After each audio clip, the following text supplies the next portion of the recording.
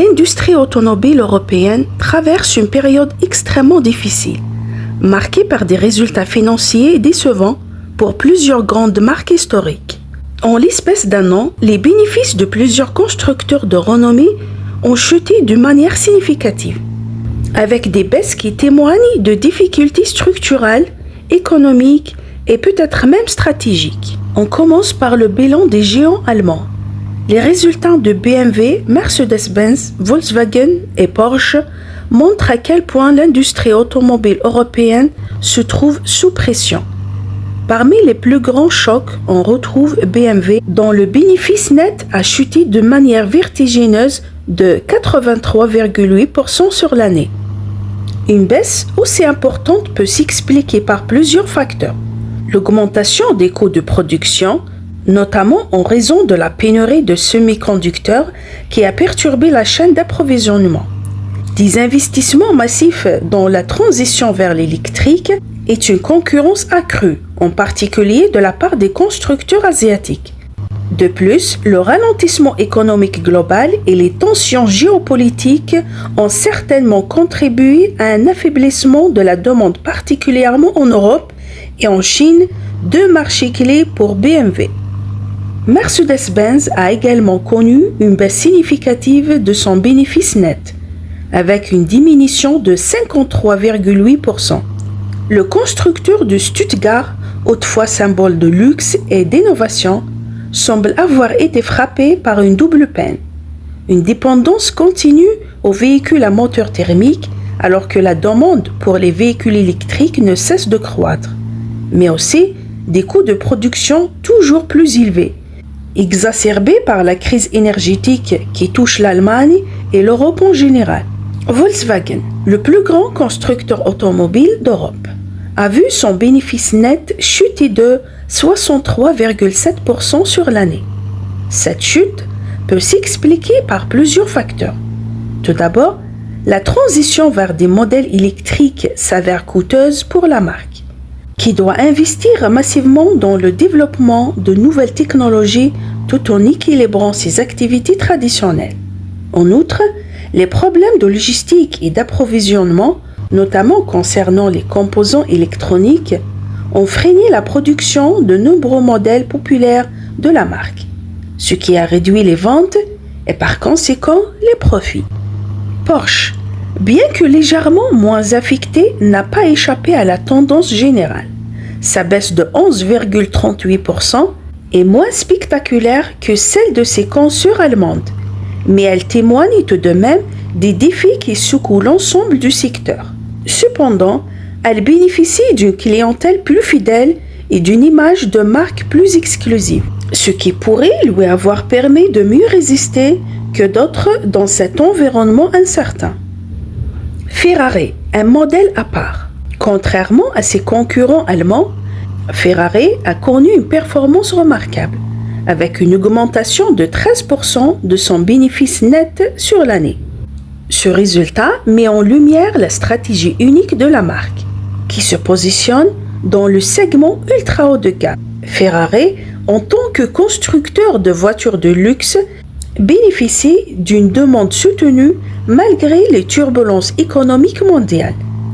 Sa production limitée et son image de marque exclusive lui permettent d'attirer une clientèle prête à payer un prix premium, même en période d'incertitude. De plus, Ferrari a su tirer parti de la transition vers des moteurs hybrides et électriques, sans compromettre son identité de performance et de luxe. Du côté des constructeurs français, Renault et Stellantis subissent également de plein fouet la crise du secteur automobile. Renault a vu son bénéfice net chuter de 38% sur 6 mois, ce qui soulève des interrogations sur sa capacité à maintenir son positionnement sur le marché européen face à une concurrence accrue.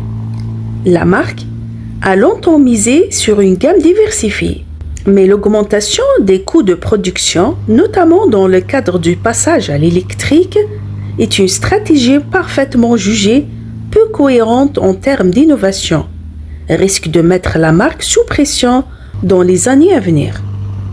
Stellantis, le groupe né de la fusion entre PSA et Fiat Chrysler, a subi une perte encore plus importante avec une chute de 48% de son bénéfice net sur 6 mois. Bien que Stellantis ait mis en place une stratégie de rationalisation et de réduction des coûts, les marges bénéficiaires des marques du groupe, comme Peugeot, Citroën et Chrysler, ont été érodées par la hausse des prix des matières premières et l'augmentation des coûts d'énergie. La transition vers les véhicules électriques représente un défi supplémentaire pour Stellantis, qui doit réussir à convaincre ses clients de passer à l'électrique tout en préservant ses parts de marché dans le segment des véhicules à moteur thermique. Les causes profondes de la crise. Il y a plusieurs facteurs qui expliquent sa dégradation des résultats financiers des principaux acteurs de l'automobile européenne. Tout d'abord, la crise des semi-conducteurs a mis à mal la capacité de production de nombreux constructeurs, limitant leur offre alors même que la demande pour des véhicules ne cessait d'augmenter. Ensuite, la hausse des coûts des matières premières et de l'énergie a pesé lourdement sur les marges des fabricants. La transition vers l'électrique, bien qu'indispensable, est également coûteuse et les investissements nécessaires pour transformer les usines, former les employés et développer de nouvelles gammes de véhicules sont lourds. Enfin, les perturbations géopolitiques, notamment la guerre en Ukraine, ont engendré une incertitude économique qui a poussé les consommateurs à réduire leurs achats de biens durables, y compris les véhicules. Les conditions de crédit plus strictes, les augmentations des taux d'intérêt et l'inflation générale ont également affecté la demande de voitures neuves. Une industrie en mutation.